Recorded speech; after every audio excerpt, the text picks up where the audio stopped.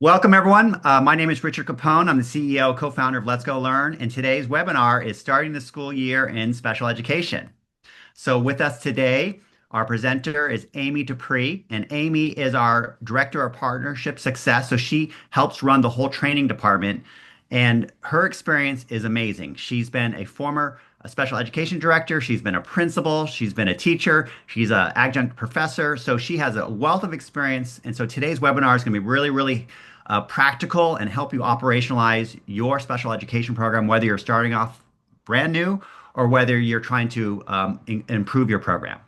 So next slide real quickly. So let's go learn real quickly. The reason why we're having this webinar is we're a diagnostic assessment in reading and math and instruction company, and we support the special education world. And so as a result, we've had a lot of people ask us about it. Well, how do I sort of create a framework for success? And so we wanted to back up at the higher level and provide you some really grassroots, I guess you say, or foundational information to help you with your programs. So today's is going to be, like I said, this is going to be really helpful. But at Let's Go Learn, we've always believed that everything we do needs to help inform instruction and needs to really help you figure out what do I do next, right? So that's our guiding principle. And so hopefully we're hoping that this webinar will do the same for you. I'm going to turn over to Amy, and at the very end, we'll have questions. So save up your questions, add them into the question dialogues. All right. Thank you, Amy. Take it away. Hey, thank you, Richard. I am really happy to be here talking to special educators around the country. You guys are my people. I know that we are always a little anxiety gets us started for the school year. We have a little nerves about the students who are coming in and just making sure we're there for every student. And so I came up with a top 10 list for special education leaders and just things to keep in mind as you start your new school year. They're in no particular order. So the first thing that came to mind is staffing. I really think it's important to make sure that you have in place things that you need to meet the needs of your students. Speaking instructionally, that you have that continuum of service that meets all of the different IEP categories that you may have in your school or in your district, that you have your related services folks on board. You've got your speech therapist, your physical therapist, your occupational therapist. You have your psychologist, teachers of hearing impaired students and visually impaired students. And oftentimes, I know that those particular related service positions sometimes get a little iffy with staffing. So just ensuring that you have contract positions available for those that you don't have fully hired, or access to contracting agencies who can support you in filling in any vacancies that you may have. So staffing is really the number one thing that needs to be in place to start your school year. Number two, training. So once you have all of those folks on board, what are the basics that they need to know to navigate your school or your district? Do they know where all of their schools are and how to just sign in on the first day and get started? Do they have their class rosters? Do they know who their students are? Have they found the procedural manual for their state? Those differ from state to state. So I know it's important to know how to access the procedural manual for your teachers. And do you have new staff trained in systems that's going to engage them with their instructional platforms? So whether you're using Let's Go Learn or other instructional platforms, do your teachers know how to access those? And are there students in them? And then do they know where to go for their IEP and data warehouse or the repositories of that information, and how to get into those successfully so that they can access all of their students' IEPs? Once you have your folks trained, also making sure that you have procedures and forms updated for your staff. So do they know deadlines for data collection and when their assessments will be, and progress monitoring dates and report card dates, and the expectations for progress monitoring? How often do you want your staff doing progress monitoring? Do you want it weekly, monthly, quarterly? And when are those progress monitoring pieces sent home to families and communicated? How Do you have your meetings scheduled and the documentation expectations for your staff? So do they know when their ECPLCs are? Do they know how you want them to document their IEP meetings, their attempts to contact families and to set those up? Do you have windows of time that you think are important for them to begin reaching out to families so that things are not last minute? And most importantly here, does your general education staff know the procedures for referrals? States I know do vary. Some use NTSS as a framework, some use RTI, but whatever your framework or expectations are, do your general ed staff know how to get students into referrals for consideration for special education? Do they know the data that's needed to support those referrals? Funding sources. So, do you know what your budget is? Has your IDA grant been approved? If it's not been approved, do you know any of the caveats that are holding that up? And if it has been approved, do you know when your funding will drop from the federal government? Do you have an understanding of your high cost student funding sources? So, those students who need extra personnel alongside them or extra equipment. Sometimes we have those students enroll unexpectedly during the year. So, do you have an understanding of that funding source? So, when these students come to you with additional needs, do you know how you're going to support them? And are you prepared for basic, unexpected new student enrollment? I know we all have those head counts in place at the end of the school year, but inevitably we have students who come to us over the summer. And so, have you left yourself a little room to add students onto caseloads and had left yourself a little room within your budget to meet the needs of those students? Do you know your Medicaid funding and how to access that? Those dollars really can come in a pinch for additional resources that may pop up during the year. I think most importantly, when it comes to funding, is to build a relationship with your school or your district finance officer and make sure that you establish a regular communication cadence. You need to keep track of those dollars. You don't want to show up in February with a whole expenditure that you need and have no money left in your coffers or not even know how to access that. And so having those conversations as an ongoing focus with your finance officer is extremely important. So I truly encourage everyone to build a relationship so that that person can support you as you are working through your budget issues throughout the year. Data, this is a big one. Do you know your federal indicator data from last year? It's really important that we keep tabs on our indicator data and let some of that data drive our focus for the upcoming school year. So did your data reveal areas for improvement, and what plans do you have in place for that? What are those expectations outlined for your staff? And that goes back to that training piece and those procedures. What trainings and procedures have you updated based on what your data is telling you you need support with for your district?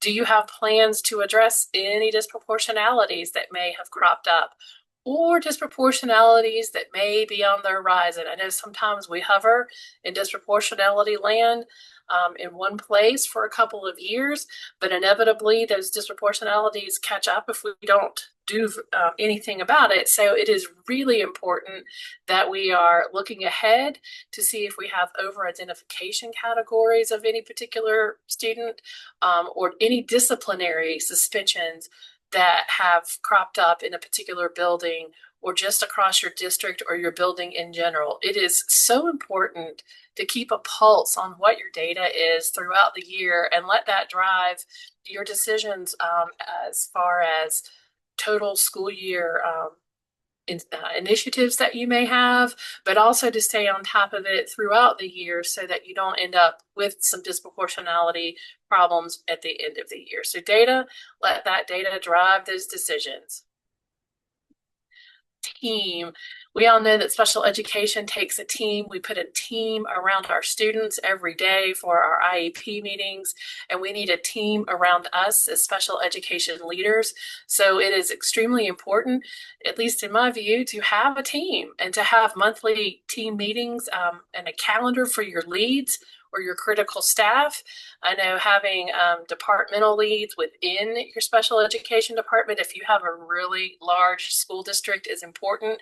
And even if you're just a small private school and you have some special education students who are now entering due to some of the vouchers that are happening across the nation, having some critical staff on board, again, knowing your go-to folks, reviewing all of the policy changes with that team. It's important to let everybody stay on the same page and sing from the same songbook, if you will, when it comes to policy changes, because those also will drive your procedures, they will drive your training, and they will drive your global expectations for your entire staff. So keeping everybody on the same page, sometimes those policy changes crop up mid-year. Knowing the funding issues that are in each of the different areas that special education covers and working through those with your leads or at least your critical staff folks, and knowing the student issues that are cropping up in your district or your building and keeping a real pulse on some of the bigger challenges that we all experience so that we make sure that we are, as a team, supporting those students and meeting those students' team members with all of the resources that we have to meet the needs of the kiddos. And then just overall, knowing your staff as a whole and knowing your students as a whole and being able to think in a mitigating factor so that you are meeting everyone's needs and so that you're also being a little proactive and not reactive. And that is the beauty of a team. Everybody brings a lens to the table to problem solve. So I think it's extremely important that you establish a team at the beginning of the year. Number 7, knowing what to do when the going gets tough before it gets tough. This comes back a little bit to those procedures, but knowing if you have chronic behaviors that are going to lead to suspensions and MDRs, it's important if you have those manifestation determinations, if they start running rampant, that you are doing a good job of debriefing the manifestation with that team every time it happens. I took this advice from an attorney one time, and they talked about every manifestation determination meeting needed to be debriefed because you didn't want to step in the same landmines that landed you in these long-term suspensions, making sure you have plans in place so that when students come back into the building that we have different supports in place to, again, try to be a little more proactive in the future instead of reactive. Do you know what to do if you receive a records request from attorney? What happens in your school district or your school? What does your school administrator say if you have a records request from an attorney? Do you know what folks to gather at the table to begin to problem solve that and answer the questions that are put before you with that request? What happens if you receive a state complaint? It's important to know what your timelines are for state complaints. They're critical that you meet them. Otherwise, you could end up owing some compensatory ed services or dollars that you may not have a lot of if you've looked at that budget. So knowing what to do in the receipt of a state complaint and knowing what your timelines are really, really important so that when it happens, you're able to be responsive. I think it's important for folks to know how to ask for a facilitated IEP and when to do that. Sometimes we have some sticky situations with families, and having facilitated IEPs lower the temperature in the room and ensure that all voices are heard and often lead to really good endings and good supports for students. And then how to ask for mediation. Again, knowing that mediation can sometimes bring the temperature down in a room and help everybody see what the other side of the table is trying to express on behalf of students. We all are there, families and teachers alike, and so knowing when to get those additional supports is always a good thing. Number 8, this is my favorite. Compliance should drive your actions. It is always important to keep compliance at the forefront of your decisions. If it's not compliant, don't do it. If it shades a little gray area, don't do it. always keep compliance as the driving force behind the decisions that you're making and the actions that you take. It is so important to document everything. Phone calls home, prior written notices should be detailed and have lots of information in them. It's also important to remember FAPE and LRE. Those least restrictive environments are often part of FAPE. So making sure that we are providing students the least restrictive environment possible for them to have access to their education. And most importantly, when we think about compliance, it's really important that we have those open and frank conversations with folks, that we communicate what people need to hear. And remember that, compliantly speaking, it's not always what they want to hear. So what people should do and what they want to do sometimes are divergent. So ensuring that your compliance lens is on when you're speaking to staff members who may have alternate ideas of what needs to happen with students. So let compliance drive your actions. Number 9, mitigation avoids litigation. All of these points that we've talked about, 1 through 8, are really those things that are mitigating actions. So if you think prepared and think proactively and think ahead and let data and compliance really drive those decisions that you're making, you are less likely to find yourself with a state complaint or with an attorney's records request, and ultimately avoiding some litigation. I know lots of times we have families who like to bring attorneys to the table or threaten to bring attorneys in. So making sure you have documentation, you've documented everything, you've been compliant, you're using data to drive your decisions, all 3 of those will most likely help you avoid a litigation situation. And lastly, in my top 10 list here, is ask for help. This is definitely an area that we cannot do alone. Special education is a lot of work and just a lot of moving parts at any given time between all of your related service providers, your teachers, your students, all of the needs amongst all of those groups, and making sure that we are working together as a team and asking for help when needed. So know who your state contacts are. Know in your Department of Public Instruction who the folks are that you can reach out to for support, specifically around procedural information. Create a network with your counterparts. So if you are a private school administrator, make sure that you are working with other private school administrators who have special education in their buildings. And if you are a public educator, that you know the community of folks near you that have some of the same issues. It's one thing to be in a small public school district. It's another thing to be in a really large public school district. So trying to find folks with similar issues so that you can problem solve. You don't need to reinvent the wheel if someone has a great idea and has sort of walked in those shoes before you. I also encourage you to develop some community partnerships, for example, the United Way or other agencies in town that support our students with disabilities and helping provide additional support. It's always good to bring those partners to the table. They can do a lot with our special education departments to enhance and help us through some of the rough spots, not only with students, but even with funding for professional development. And lastly, I would encourage you to join some social media groups. For example, I know Facebook has a special education administrators group, but just joining some additional groups where you can throw out the questions that come to you day by day. I think it's important that we all ask for help and become part of that special education community. So those are my top 10 thoughts for how to start the year in special education. But again, I will say most importantly, be compliant, use data, create that network of folks, and ask for help. All right. So we're getting some questions. One of the things I just thought too is those slides of yours, it would be great. That's really your checklist, right? To make sure that you're starting the school year properly or throughout. So actually, I did just turn it into a Excel file. So we'll email you the Excel file of her top 10 with the bullet points. So you don't have to do that yourself. Okay. So first question, our program really needs some more support. It's just beginning. Can you provide additional training? I guess that's for you, Amy. Oh, yeah, absolutely. One of the things that Let's Go Learn does is looks to do some consultative services that tailor our training and support of districts and schools around what your needs are.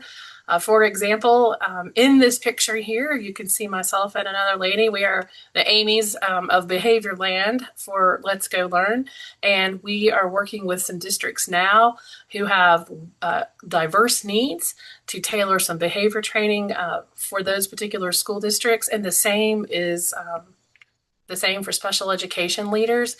So if you have particular needs or you would like to have a consultation conversation, please reach out to me. I am always available to connect and meet with you and work through any questions and supports you may have. All right, super. And here's another question. It's sort of related to that. Can you provide a boot camp for new special education teachers or regular teachers who need to support students with IEPs? Yes, again, that's just some tailored work. It would be great to meet with you and find out the particulars of what kind of boot camp trainings are needed. But yes, absolutely, that would be fun. How does the Let's Go Learn platform support these 10 points that Amy listed? And so our technology, and I'll answer that one, and you can interject if I leave something out, Amy. Basically, we're trying to do a lot of that hardcore present level diagnostic. It's going to help you write IEPs. We have a progress monitoring system. We also now have a document system where you can store that information as you're writing the IEPs, as you're writing goals. You could even store parent letters. Like if you're writing a letter to a parent, uh, basically it's like almost like it's your own Google Drive tied in our platform. So that way it's all in one place, right? We figure you're writing your goals. Sometimes some of those goals may transfer over to a letter you want to send to a parent. So you can use our system as a really a great starting point. But obviously you have to cater that to yourself too, because you're going to have other things that you need to store. And obviously, as Amy said, documentation is really important in this world, is to make sure that everything is documented. And that's a great question. I would also like to say that not only does our platform support compliance aspect of special education, but it really supports that granular data piece. And our platform can help parents see that granular movement via data of where their students are having their individual needs met in a very specific way. And I love that about our platform because it does give that data, it does give that compliance, and it puts it all together so nicely and easily for special educators. Right. So anyone else, if you have questions, just go ahead and pop it into the Q&A dialogue. Here's another one that just popped up. What do you think is one of the most difficult areas for a brand new special education teacher that you guys can help us with? I do believe learning, well, special educators are sort of that twofold. They have the compliance aspect and just the paperwork realm. And that is one thing that our AI feature can really, really support new teachers with and districts and making sure that we get you compliant language and that teachers write goals and PLAF statements and all of those things that meet the expectations of the district and the requirements that you may set for your teachers. Additionally, they have to learn the instruction piece and learning curriculum in a whole set of skills and how the skill progressions for reading and math that takes time, and that is a lot for brand new educators to do. So I love how Let's Go Learn helps on both of those areas, both with skill development of students and teacher understanding of how those skills develop, and then with the compliance and sort of mitigating some of the hurdles that paperwork causes. Yeah, and I'll just add one of the things I'm always amazed at is a lot of times people don't realize when you say, all right, Amy, you're in charge of 20 kids and you have to write their IEPs, write their PLAFs, and set goals. It sounds like, I could say that in two sentences, right? But that's a lot of work. And so that's what we try to help work with. And it's not too hard in terms of training. Obviously, teachers need to have some basic trainings, but it's also, our system is pretty fast to learn and we do it in stages. And so we'll work with you. All right, here's another question that just popped up. We are a private school on the threshold of starting a special needs program. What advice do you have in beginning our program? Wow. So you and I could talk for for quite a while on this, but my biggest piece of advice is make sure that you have a continuum of services that meet the needs of the students who are enrolling into your school. And that's a wide berth. If they need occupational therapy, visual impairment when instruction through a VI with a VI teacher, or the scope of that is enormous. So just making sure that you have the right tools in place to support the wide variety and range of issues that students with IEPs bring to the table, because you have to support them in all of those areas. And then number two, having a good curriculum support in your building that helps provide data so that you know that you are meeting your kids exactly where they are with exactly what they need. Because you have to progress monitor and you have to show that you are indeed instructing on each and every individual goal. So, Amy, I want to ask a follow-up question to that. So, you're saying if they're starting a new program, one thing that they make sure is when kids come in suddenly, they have to continue the services that they may have received previously. So, you need to look at a lot of their existing documentation. Is that correct? Yes, Oh, interesting. absolutely. You need to know all of the needs of the students, and you have to provide them with all of the scope of their IEP. Well, you'll definitely want when we send the email out, I'll have the spreadsheet of her 10 tips with all the bullets. So you could use that as a checklist because I thought that was quite comprehensive. I really learned a lot from looking at those lists, Amy. That was helpful.